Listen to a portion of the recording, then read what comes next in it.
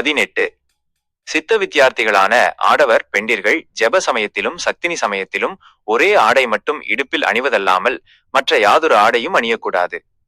ஏனென்றால் ஈஸ்வர சேவை இறை வழிபாடு செய்யும் பொழுது யாதொரு அலங்காரமும் கூடாது. எப்படி என்றால் கோவில்களுக்கு குளித்து கும்பிடப் போகும் பொழுது யாதொரு அலங்காரமும் இல்லாமலாகும் போகிறார்கள். அதுபோலவே நாம் உட்கார்ந்து ஈஸ்வர சேவை செய்யும் பொழுதும் அலங்காரம் இல்லாமலே செய்ய வேண்டும். ஏனென்றால் அலங்காரங்கள் எல்லாம் ராஜசமாகும். சித்தவித்தை அப்பியாசிகள் சாத்வீகர்களாகும்.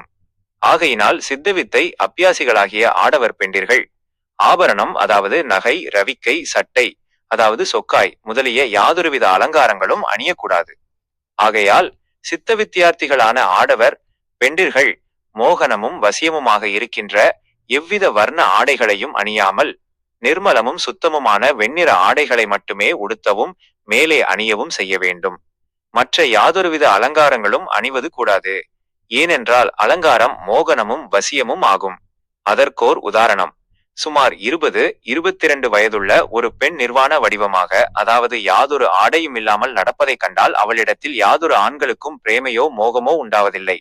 அதற்கொரு உதாரணம் 10-12 வயதுள்ள ஒரு பெண் குழந்தை இடுப்பில் பாவாடை கட்டி அதற்கு மேலாக சடத்தின் மேல் பிளவுஸ், ஜாக்கெட் முதலானவை அணிந்து காதில் தோடோ லோலாக்கோ ஜிமிக்கியோ அணிந்து ஆட்டிக்கொண்டு போவதை பார்த்தால் அந்த பெண் குழந்தையிடம் மனது சேர்ந்து மோகம் பிரேமை உண்டாகி விடுகிறது. ஆகையால் அலங்காரம் வசியமாகும்.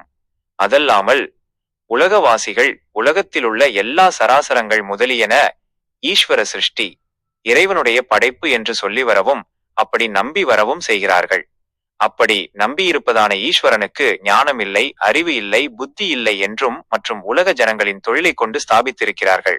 அது என்னவென்றால் உலகவாசிகளின் நிச்சயப்படி மனிதன் என்று அபிமானித்து வருகிற நம்மையும் இறைவன்தான் படைத்தான் என்றாகிறது. அப்படி இருக்கும் நமக்கு சப்தம், அதாவது ஓசை கேட்க வேண்டிய அவசியத்திற்கு துவாரங்களோடு கூடிய 2 காதுகளும், காண்பதற்கு வேண்டி பிரகாசத்தோடு கூடிய 2 கண்களும், சுவாசிப்பதற்கும் சுவாசசோச்சுவாசம் வாசனை அறிவதற்கும் வேண்டி 2 துவாரத்தோடு கூடிய ஒரு மூக்கும், ஆகாரம் உண்பதற்கும் பேசுவதற்கும் வேண்டி ஒரு வாயும், சாப்பிட்டுள்ள ஆகாரங்கள் மலமாய் வயிற்றில் இருக்கிறதை வெளியே கழிப்பதற்குள்ள ஒரு மலத்துவாரமும், குடிக்கின்றதும் சடத்தில் வியாபித்திருக்கிறதுமான நீர்கள் வெளியே கழிப்பதற்கும் மற்றும் வேண்டியுள்ள ஒரு மூத்திரத்துவாரமும் நாம் பிறக்கும் போதே உள்ளனவாகும். அவை இறைவனால் உண்டாக்கப்பட்டவை என்றும் சொல்லி வருகிறோம். அப்படி இருக்க காதின் அடிப்பாகத்தில் தொங்கிக் கிடக்கின்ற மாமிசம் மட்டும் உள்ள இடத்திலும், காதின் கீழிருந்து மேல்பாகம் வரையுள்ள காதின் ஓரங்களிலும், மூக்கு 2 துவாரமாக பகுத்த 2 பாகங்களிலும், மூக்கு 2 துவாரங்களாக பிரிக்கப்பட்ட நடுநரம்பின், அதாவது மூக்குத்தண்டின் அடிப்பாகமான மூக்கின் நுனியிலும் குத்தி துளைக்கிறார்கள். இம்மாதிரி துவாரங்கள் தேவைப்பட்டிருந்தால் ஈஸ்வரனே உண்டாக்கியிருக்க முடியும். அவ்விதம் ஈஸ்வரன் உண்டாக்காமல் இருந்ததால்தான் நாம் உண்டாக்குவதற்கு இடமாயிற்று. அப்பொழுது ஈஸ்வரனுக்கு புத்தி இல்லை என்றும் அறிவு இல்லை என்றும் ஞானம் இல்லை என்றும் நாமே ஸ்தாபித்து நம்முடைய சடடில் பல பாகங்களிலும் நாமே குத்தி துளைக்கிறோம். அதெப்படி என்றால் நமக்கு வாசம் செய்வதற்கு வேண்டி ஒரு வீடு கட்டி அந்த வீட்டிற்கு தேவைப்பட்ட கதவுகளும் ஜன்னல்களும் உண்டாக்கி பத்திரப்படுத்தி வைத்தோம். அப்படி இருக்கிற வீட்டின் பல பாகங்களிலும் கடப்பாரை கொண்டு குத்தி துளைத்தால் அது அந்த வீட்டிற்கு குணமாகவோ தோஷமாகவோ இருக்கும் என்றால் அது தோஷமாகவே இருக்கும். ஆனால் இந்த சடம் ஈஸ்வரன் இருப்பதற்கு வேண்டியுள்ள வீடாகும். அப்படியான சடத்தை மேற்சொன்ன வீட்டை கடப்பாரை கொண்டு குத்தி துளைத்தது போல் நாமே குத்தி துளைத்தால் அது குணமாகவோ தோஷமாகவோ ஆகும் என்றால் தோஷமாகவே ஆகிறது, குணமாக ஆவதில்லை.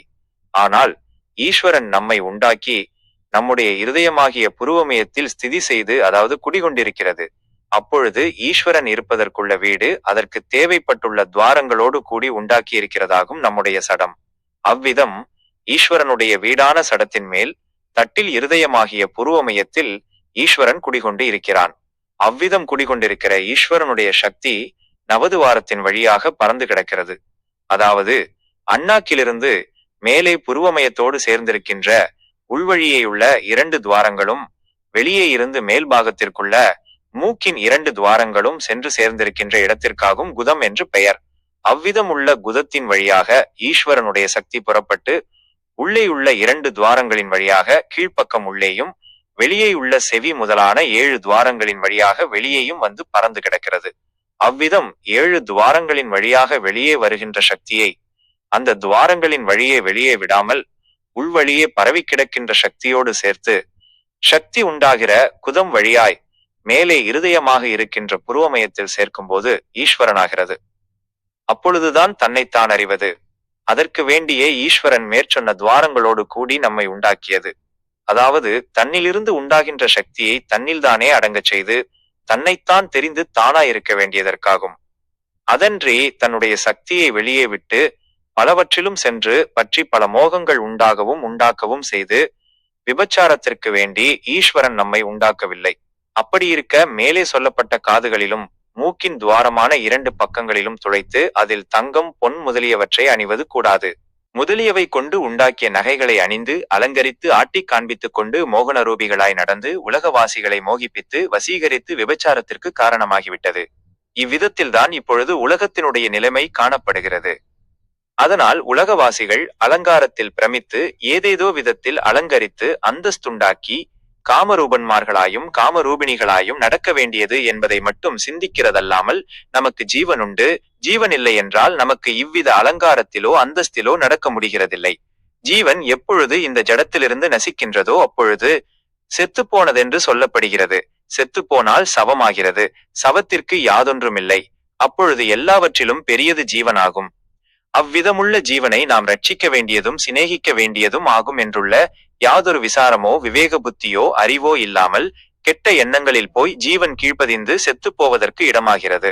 ஆனால் உலகவாசிகள் உயர்ந்த நிலைக்கு வர வேண்டும் என்றால் முன் சொல்லப்பட்ட எல்லா அலங்காரங்களையும் விட்டு எந்த விதத்தில் நாம் பிறந்திருக்கிறோமோ அந்த காலத்தில் நம்முடைய நிலைமை என்னவாயிருந்த தென்றும் எங்கே பிறந்தோம் என்றும் ஆலோசித்தால் யாதொரு அலங்காரமும் இல்லாத இயற்கையிலாகும் என்பது தெரிய வரும். அதனால் நாம் இயற்கையோடு சேர்ந்து இயற்கைக்கு ஒத்து நடக்க வேண்டும். இவ்வாறு இயற்கைக்கு ஒத்து எந்த காலத்தில் நடக்கிறோமோ அந்த காலத்தில் சர்வ கெட்ட குணங்களும் நசித்து நற்குணத்தோடு சேர்ந்து சர்வஜனாக இருக்கலாம்.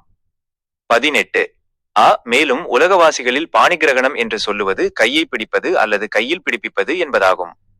அதாவது கணவன் மனைவி என்னும் நிலைமை அடைய வேண்டுமெனில் மனைவியின் வலது கையை கணவனின் இடது கை கொண்டு பிடிப்பிக்கும் பொழுது கணவன் மனைவி என்ற நிலையாகிறது. அன்று முதல் அவர்கள் தம்மில் ஐக்கியமாயினர் என்ற நிலையிலாகும் உலகில் நடந்து வருகிறது. அப்படியுள்ள பெண்ணின் கையை மற்றொருவர் பிடிக்கவோ உரிமையாக்கவோ கூடாததாகும் என்று உறுதி செய்து உலகவாசிகள் எல்லோரும் நடந்து வருகிறதுண்டு. மேற்கூறியவாறு அவரவர்களுடைய நிலையை பார்க்காமலும் இன்னதாகும் செய்கிறோம் என ஆலோசிக்காமலும் பெரும் தனிகர்களும் செல்வந்தர்களும் பிரபுக்களும் ராஜாதிராஜன் என சொல்லி நடப்பவர்களும் அவரவர்களுடைய தாயார் சகோதரிகள் மனைவி என்னும் இப்பெண்களுடைய கையில் வளையல் அணிதல் என்னும் சம்பிரதாயம் வழக்கம் இன்னும் விடவில்லை. இது எப்படியெனில் வளையல் வியாபாரியை அணுகி மேற்கூறிய பெண்கள் தமக்கு பிடிக்கிறதும் அழகுள்ளதுமான வளையல்களை வாங்கி அவற்றை வளையல் வியாபாரியுடன் இடவும் சொல்கிறார்கள். அவன் வளையல் இட்டு கொடுக்கவும் செய்கிறான். அப்படி இடுவதில் அவர்களுடைய கைப்பிடித்து கைவசப்படுத்தி வளையல் எவ்வளவு சிறியதாயினும் கூட கைப்பிடித்து சிறியதாக்கி வளையல் இடுகிறான். அப்பொழுது உண்டாகிற வேதனையும் வருத்தமும் வளையல் இடுகிற மகிழ்ச்சியில் வெளியே காண்பிக்காமல் நடிக்கவும் செய்கிறார்கள். அப்பொழுது அவன் இனிய வாக்குகளும் நயோபாயங்களும் நல்ல உபாயங்களும் சொல்லி மகிழ்வூட்டவும் செய்கிறதாகும். ஓர் ஆடவன் பாணிகிரகணம் செய்த பெண்ணை வேறொரு ஆள் தொடவோ பிடிக்கவோ கூடாதென்றுள்ள அபிமானத்துடன் வாழ்கிறவர்களும் யாதொரு ஆலோசனையுமின்றி இவ்வாறு யுக்தியற்றதும் அனாச்சாரமுமான நடவடிக்கைக்கு இசைந்து கொடுக்கிறார்கள். தவிர கோஷா சம்பிரதாயத்துடன் முகம் மூடி நடக்கிறவர்களும் திரைச்சீலைகளுக்கு உள்ளிலிருந்து கை காட்டி வளையலிட அனுமதிக்கிறதாக காணப்படுகிறது. யாதொரு சமயமும் அந்நிய புருஷர்களோடு கைதொடக்கூடாது என்று அபிமானித்து நடக்கிற கோஷா சம்பிரதாயத்தில் உள்ளவர்களும் இவ்வாறு யுக்தியற்றதும் அனாச்சாரமுமான செயல்களை அனுமதித்து வருகிறார்கள். இது மிகவும் தப்பானதும் விபச்சாரத்தில் உட்படுகிற செயலுமாகும். அதனால் மிகவும் அயுக்திகரமான யுக்தி இல்லாத இந்த வளையல் அணிதல் என்னும் செயல் செய்யக்கூடாததாகும். 18 இதுவும் அல்லாமல் கேரளாவுக்கு வெளியே உள்ள சில நாடுகளில் மிக கடினமான மகா குரூர சித்தமுள்ளவர்களாய் சில தொழில்கள் செய்து வருகிறார்கள். அதாவது 10 மாதம் கர்ப்பம் தரித்து பிரசவித்த குழந்தையை பிரசவித்தவுடனே ஊசியை தீயில் பழுப்பித்தோ மஞ்சளை எண்ணெயில் தோய்த்து சுடவைத்தோ நெற்றியிலும் நெஞ்சுக்குழியிலும் மற்ற இடங்களிலும் சுடுகிறார்கள். இது என்ன ராட்சசத்தனம்! நம்மேல் ஒரு இரும்பு ஊசியை காய்ச்சி சுட்டால் எவ்வளவு வலியுண்டாகும்? இதையொன்றும் ஆலோசிக்கிறதில்லை. பிரசவித்தவுடனே உள்ள குழந்தை பிரம்மஸ்வரூபமாகும். அப்படியுள்ள அந்த சாட்சாத் பிரம்மஸ்வரூபத்தை சுடுகிற சண்டால நீச தொழிலை அறவே விட வேண்டியதாகும். 18 சட்டை முதலானவை அணிவது மிகவும் கெடுதலாகும்.